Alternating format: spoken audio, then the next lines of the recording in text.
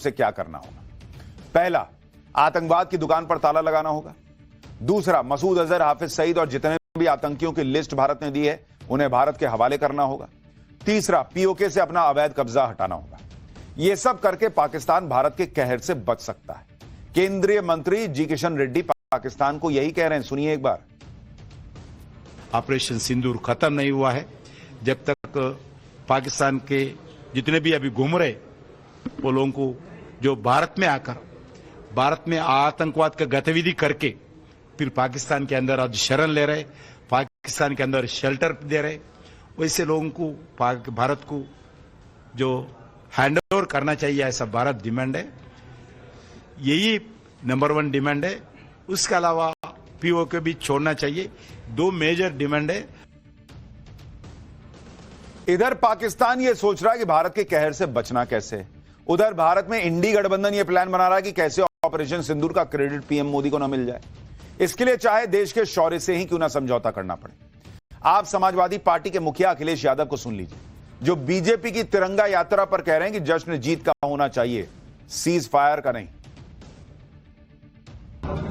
जश्न जीत का होना चाहिए, सीज का नहीं। और हमारे देश के लिए शांति सबसे सर्वोपरि है, लेकिन इसके साथ साथ हमारे बहुत सारे मसलों में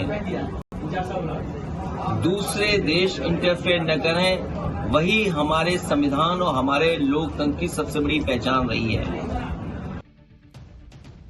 अब आप खुद सोचिए, दुनिया में भारत का नाम हो रहा है, दुनिया में भारत के शौर्य का नाम हो रहा है, हमारे सैनिकों के शौर्य का नाम हो रहा है। भारत ने कैसे अंदर तक घुस के ठोक दिया पाकिस्तान को, एक न्यूक्लियर देश को, इसकी चर्चा चल रही है। और अखिलेश यादव कह रहे हैं कि जश्न तब मनना चाहिए जब जीत हो, सीज फायर का नहीं होना चाहिए। पता नहीं अखिलेश यादव की डिक्शनरी में जीत का क्या मतलब है। वो ऑपरेशन सिंदूर को जीत नहीं मान रहे, इसका मतलब भारत ने पाकिस्तान को घर में घुस के फोड़ दिया, ये उनको पसंद नहीं आ रहा है क्या।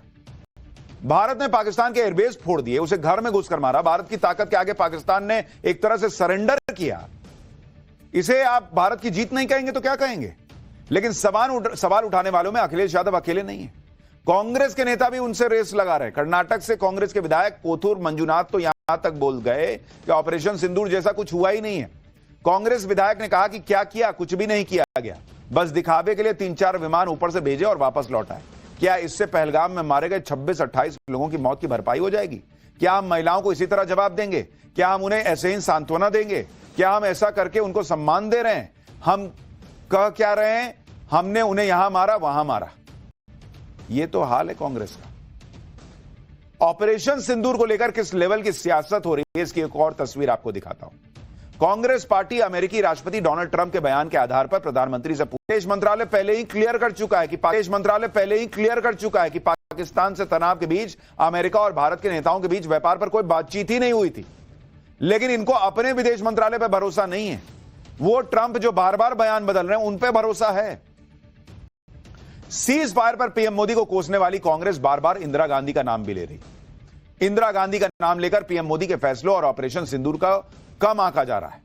लेकिन जब कांग्रेस इंदिरा गांधी का नाम लेकर ऐसे वक्त में भी राजनीति कर रही है तो उसका वो इतिहास भी सामने आ गया जो इतिहास इंदिरा गांधी से जुड़ा है और जिससे कांग्रेस पर गंभीर सवाल उठे।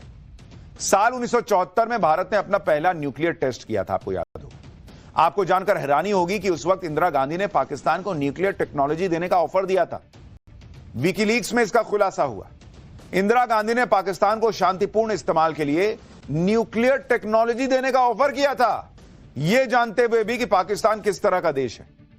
अमेरिकी दूतावास की तरफ से इंदिरा गांधी के बयान के हवाले से विकीलीक्स यह खुलासा कर चुका है।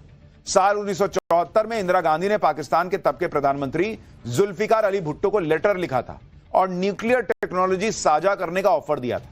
लेकिन पाकिस्तान की तरफ से इस ऑफर को ठुकरा दिया गया था। माना जाता है कि पाकिस्तान को यह ऑफर देने के पीछे इंदिरा गांधी की यह सोच थी कि न्यूक्लियर टेस्ट के साथ ही भारत इंटरनेशनल न्यूक्लियर सिस्टम का हिस्सा बन जाएगा और इसके जरिए वो पाकिस्तान पर निगरानी रख पाएगा। लेकिन इंदिरा गांधी का यह अंदाजा गलत साबित हुआ। न्यूक्लियर टेस्ट के साथ ही भारत पर कई प्रतिबंध लगा दिए गए थे। तो जिन्हें इंदिरा गांधी जी याद आ रही हैं, उन्हें यह याद नहीं आ रहा विकीलीक्स में जो खुलासा हुआ कि भारत की तरफ से न्यूक्लियर टेक्नोलॉजी मिल गई होती पाकिस्तान को। जो कांग्रेस आज पीएम मोदी पर सवाल उठा रही है वो शायद ये भी भूल गई कि कैसे बलूचिस्तान के मुद्दे पर साल 2009 में तब के प्रधानमंत्री मनमोहन सिंह ने बड़ी गलती कर दी थी। साल 2009 में मिस्र के शर्म अल शेख में मनमोहन सिंह और पाकिस्तान के तब के प्रधानमंत्री यूसुफ रजा गिलानी के बीच बातचीत हुई थी। 16 जुलाई 2009 को जारी दोनों नेताओं के साझा बयान में पहली बार बलूचिस्तान का जिक्र आया था और यह भारत के लिए बड़ी हार थी, क्योंकि पाकिस्तान सालों से माहौल बनाता रहा है कि बलूचिस्तान में जो हिंसा हो रही है उसके पीछे भारत है, और पाकिस्तान का यह आरोप अब साझा बयान में आ गया था। यही भारत से बड़ी भूल हो गई थी, क्योंकि वो मौका था जब भारत को पाकिस्तान से मुंबई हमले का हिसाब लेना था, लेकिन पाकिस्तान बातचीत में बलूचिस्तान का मुद्दा जॉइंट स्टेटमेंट में ले आया, दुनिया को मैसेज दिया कि भारत भी उसके यहां आतंकवाद फैला रहा है। इतना ही नहीं, नवंबर 2008 में पाकिस्तान के आतंकियों ने मुंबई पर हमला किया और उसके करीब 8 महीने बाद मनमोहन सिंह पाकिस्तान से बातचीत कर रहे थे।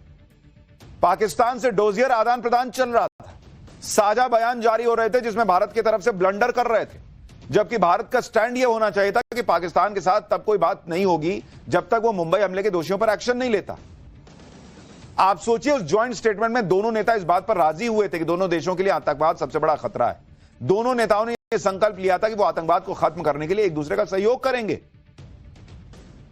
किस बात का सहयोग करोगे भाई? आपने तो यह मान लिया कि इसका मतलब पाकिस्तान जो है वो पीड़ित देश है। यह कांग्रेस ने किया था मुंबई हमले के बाद, और आज उनको इंदिरा गांधी याद आ रही है।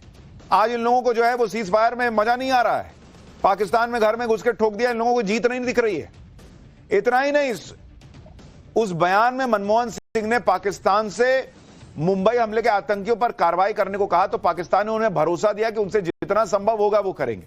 पाकिस्तान के प्रधानमंत्री ने उस वक्त मनमोहन सिंह को मुंबई हमले की जांच के लिए एक अपडेटेड डोजियर सौंपा और मनमोहन सिंह से अतिरिक्त जानकारी मांगी, जिस पर मनमोहन सिंह ने कहा कि वो इसका रिव्यू करेंगे। मतलब वो ये माने बैठे थे कि पाकिस्तान अपने यहां के आतंकी जो उसने खुद भेजे उन पर एक्शन लेगा। ये मनमोहन सिंह थे, ये कांग्रेस की सरकार थी जिन्हें घर में घुस के ठोक दिया, तो सीज फायर क्यों किया, ये क्यों किया, वो क्यों किया, आज सवाल पूछ रहे हैं। कहानी यहां भी खत्म नहीं हुई। दोनों नेताओं ने यह भी तय किया कि वो आतंकवाद के मुद्दे पर रियल टाइम और पुख्ता जानकारी साझा करेंगे। मतलब जो देश आतंकवाद फैला रहा है, कांग्रेस की यूपीए की सरकार मान रही थी कि वो उनको बताएगा कि कब मेरे आतंकी आने वाले हैं, सुनिए हम भेज रहे हैं। और उन्होंने माना कि बातचीत ही एकमात्र विकल्प है आगे बढ़ने का। इतना ही नहीं, आतंकवाद पर एक्शन और बातचीत को अलग अलग कर दिया गया। मनमोहन सिंह ने कह दिया कि वो पाकिस्तान के साथ सभी मुद्दों पर चर्चा करने को तैयार हैं, जिसमें पिछले मुद्दे भी शामिल हैं। आप सोचिए बॉस, इस तरह की सरकार थी इस देश में जो पाकिस्तान को ठोकना तो दूर, पाकिस्तान से बातचीत कर रही है, जॉइंट स्टेटमेंट में बलूचिस्तान ले आ रही है। ऐसा लग रहा है दोनों आतंकवाद से पीड़ित देश हैं। पाकिस्तान का कॉलर पकड़कर उससे आतंकवाद पर जवाब मांगने की बजाय उसके साथ बातचीत बढ़ाने की बातें करने वाले लोग आज पूछ रहे हैं कि सीज फायर क्यों किया। इधर कांग्रेस राजनीति कर रही है, उधर पीएम मोदी देखिए जो कर रहे हैं वो आपको चौंका देगा। पाकिस्तान को ग्लोबल लेवल पर एक्सपोज करने के लिए भारत अलग अलग देशों में अपने सांसद भेजने जा रहा है। सांसदों के इस दल में अलग अलग पार्टी के नेता होंगे। ये सांसद भारत की राजनीतिक एकता का संदेश तो देंगे ही, साथ ही आतंकवाद के मुद्दे पर पाकिस्तान को एक्सपोज करेंगे। 22 या 23 मई से ये सांसद अलग अलग देशों में जाएंगे, आतंकवाद के खिलाफ भारत के युद्ध के बारे में बताएंगे। और इस डेलीगेशन में कांग्रेस के नेता भी होंगे कहा जा रहा है। टीएमसी, डीएमके, शरद पवार की एनसीपी, बीजेडी, सीपीआईएम जैसी पार्टियों के अलावा कुछ और पार्टियों के नेता